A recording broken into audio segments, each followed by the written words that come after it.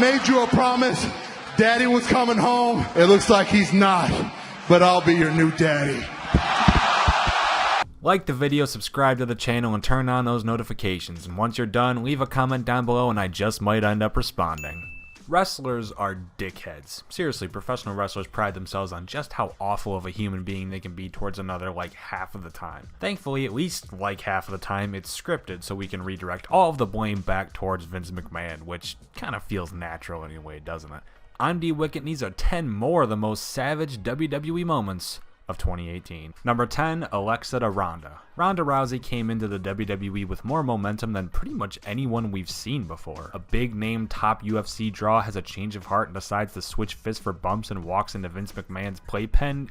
Yeah, he's gonna take advantage of that. Due to her high status in the media, Rousey was immediately touted as a big name player. After an impactful WrestleMania debut, Rousey almost immediately shot her way towards the Raw Women's Champion contendership. While Rousey was surprisingly great in the ring and has only gotten better over the half year she's been here, many people would agree she was shoehorned in for that advertisement dollar just a little bit too soon. Alexa Bliss was one of those people. During their contract signing, Little Miss Bliss made it very clear just how she thought about WWE's newest introduction. If you ever want a championship opportunity, you better get in the back of the line, you overhyped rookie.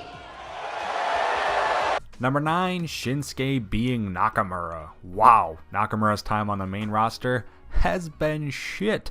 He was wasted for like a year, won a Rumble, lost a Mania. I did mean wasted as in potential, not blood alcohol content. Turned heel, started dicking people, and somewhere in the mix managed to both lose a WWE title match to Jinder Mahal and win the United States Championship and then leave TV like a Kyoto asshole. Well, at least the character work on the heel side of the spectrum has been pretty great. For example, here's Shinsuke Nakamura using an overdone, stereotypical foreigner joke and actually making it interesting through sheer charisma that he oozes out of those weird hand gestures.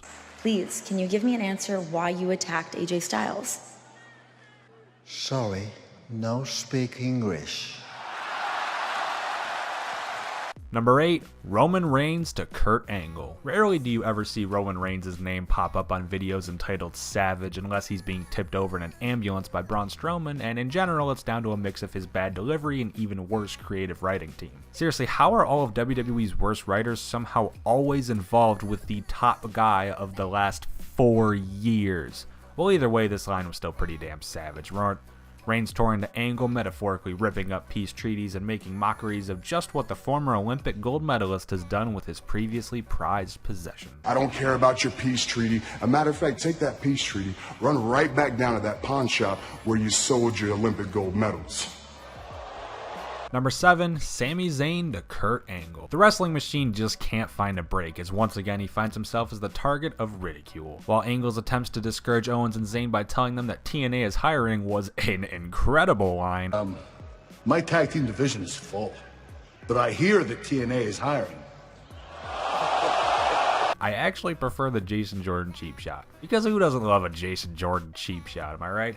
As Sami goes over information on Angle, he slips up and claims that Kurt only has 5 kids. Well, WWE storyline. This of course leads to KO correcting him and Sami admitting the honest mistake since Kurt Angle himself had been doing it for years. What was that thing? Forgetting that Jason Jordan exists. Yeah, what do you got, like 5 kids? Actually, it's 6. He's got 6. See, right there, there's your mistake. You forgot Jason Jordan. That's no big deal. For years, Kurt kind of forgot about him too. Number 6, Elias to Renee. I am hurt right now, guys. I am conflicted because how dare Elias target Renee Young, but also how dare Elias be so damn good on that microphone. In a backstage segment that proved Elias can get heat even when the audience he's performing to don't fucking exist, Renee Young went to interview the former Drifter and was almost entirely shut down by her performance. And the bastard didn't even have to sing. Elias gave the introduction to how all of his shows usually start before being cut off by Renee, who told him they didn't have time for a performance before Elias somehow managed to become the greatest promo of 2018. Hold your applause until after I'm finished. Elias, we do not have time for a performance right now. And shut your mouth. Number 5, Stephanie to Ronda. In the lead up to her WrestleMania debut, Ronda Rousey found herself as the illustrious WWE contract signing. You know how they go. Either lots of insults back and forth and someone triumphantly leaves with their head held high, or lots of insults back and forth and someone goes through a goddamn table. Well, at least this one actually ended with Steph eventually getting some comeuppance and not just slapping the Big Show so he can cry big tears again and again and again. I'm sorry, personal hatred for that story. Anyways, Ronda can't take a loss is the moral of this story, angle, and promo. Folks, your very first match in WWE is going to be a loss to me. And we all know how you handle losses. Number 4, The Miz to Finn. It happens pretty rarely, but when WWE gets a little bit risque and lets one of their performers reference the insider terms, well, it usually ends up on the cringeworthiest moments of the year list. That's usually because it'll be Stephanie McMahon or Roman Reigns delivering the line, but when WWE gives the reins to The Miz, well, it's pretty hard to fuck that up, right? He's The Miz. In one swoop, the A-lister managed to bash Balor's career as well as the Balor Club and the hand gesture that he technically stole from NWO. God damn, that's a lot of insults in one, and yeah, it was pretty great. And let me give you a little hint. To be over, you need more than just a hand sign that's not even yours. Number 3, Samoa being Joe. Really, take your pick at which Joe segment, because pretty much since he's debuted, he has been great. Before the specific video, let's go with the whole Wendy storyline, shall we? It's probably his most fun storyline. In case you've been missing out on the action, Samoa Joe spent like the last 3 months taunting AJ Styles' wife Wendy. Essentially, the moral of the story has been that Daddy is on his way home, Samoa Joe is Daddy, and the former Daddy was AJ Styles, whose new Daddy is gonna kick the ass of, basically. While Joe lost the feud, he most certainly did not lose the promo war between these two. We got plenty of gems, including the quite literal showing up to AJ Styles' house. That was fun, but perhaps the best was the back to school barbecue, and unfortunately saying those words out loud makes me wish there was an actual segment. It was just a phone call talking about a barbecue, not the actual barbecue. But just the fact that Joe was right in front of AJ, talking to his wife on the phone and actively making it clear that he's going to take this family over, I'm pretty sure that's what the word savagery was made for.